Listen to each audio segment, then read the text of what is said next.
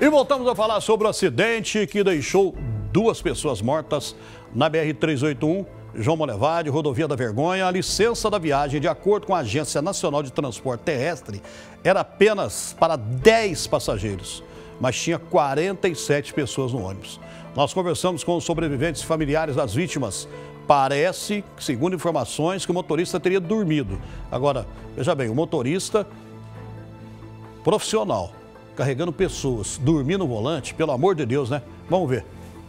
O ônibus saiu de Belo Horizonte por volta de 9h15 da noite e pouco mais de 2 horas depois caiu nesta ribanceira às margens da BR-381 em João Monlevade, na região central do estado. O veículo atravessou a pista e despencou no sentido contrário, de uma altura de aproximadamente 40 metros. O coletivo parou em um riacho. 2 pessoas morreram. Uma delas foi a mãe de Cristina.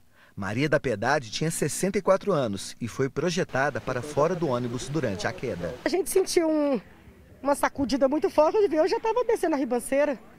A ribanceira, quando eu olhei para o meu lado, porque o ônibus foi fazendo assim, que eu olhei para o meu lado, nem ele estava, nem minha mãe estava. Sabe? Aí eu comecei a gritar muito, gritei muito por eles. Aí de muito longe eu ouvi a voz dele, mas a minha mãe eu já não ouvi mais. Não consegui fazer nada para ajudar ela. Muito escuro, muita gente gritando e eu gritava ela não respondia. Eu não sei aonde, o local que ela caiu para eu falar assim que eu vou procurar ajudar. Eu não consegui. Marcos também foi arremessado do veículo. Caí pela janela, fui projetado pela janela. Nele rolar eu fiquei. Passou um Réveillon, acabou que aconteceu essa tragédia com a gente. A família é de Betim e havia comprado as passagens em um aplicativo de transporte de passageiros. A mãe de Cristina nunca havia ido a uma praia e faria isso pela primeira vez. Nós combinamos que no final desse ano a gente iria para a praia para levar ela para conhecer. Tirar de dentro de casa para levar para passear, ela não vai voltar comigo. O motorista e 46 passageiros seguiam para Guarapari, no litoral do Espírito Santo. 34 pessoas foram socorridas em ambulâncias do Corpo de Bombeiros, do SAMU e de serviços de resgate voluntários. Todos foram encaminhados a unidades de saúde para receber cuidados médicos. 11 sobreviventes não tiveram ferimentos.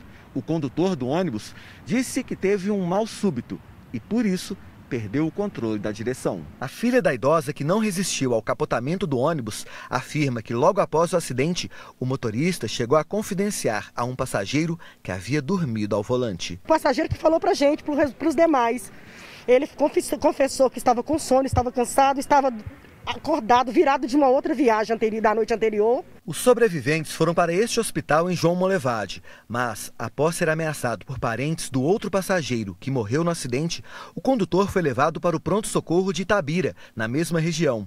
A confusão foi motivada pela falta de informações. O marido de Elbera viajava com ela e o filho. Francisco de Assis Pereira de Araújo, de 50 anos, também foi projetado do ônibus. Estava sentado do meu lado, ele tinha acabado de abrir o cinto de segurança porque ele ia no banheiro. Eu tive a sensação que ele estava saindo do ônibus, mas não dá para identificar, são poucos segundos, não dá. A morte de Francisco foi um choque. A gente estava indo para a casa da minha irmã, em Guarapari, porque o meu cunhado está entubado e eu estava indo lá dar um apoio familiar. Entendeu? Dos 34 feridos, apenas 3 continuam internados no Hospital Margarida. 2 pessoas que tiveram que passar por cirurgia e uma que precisou ficar em observação. Marina e as amigas foram atendidas e liberadas.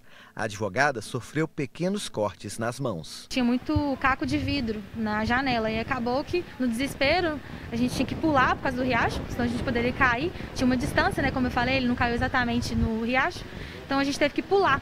Aí, quando eu fui segurar na janela, acabou acontecendo isso. A sobrevivente e as amigas só tiveram a dimensão do acidente após escalarem a ribanceira. Depois que a gente viu, né, a imagem do acidente de cima, a gente nem acreditou que a gente conseguiu escalar 30 metros. Assim. A virada de ano na praia foi cancelada e elas vão voltar para casa. Agora é recuperar um pouco, chegar em casa, respirar e ver o que a gente vai seguir agora da vida. E agradecer, né, o livramento.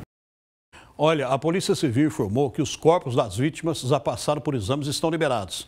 Uma perícia foi feita no local do acidente. Nós entramos em contato com a Buser, mas ainda não tivemos retorno.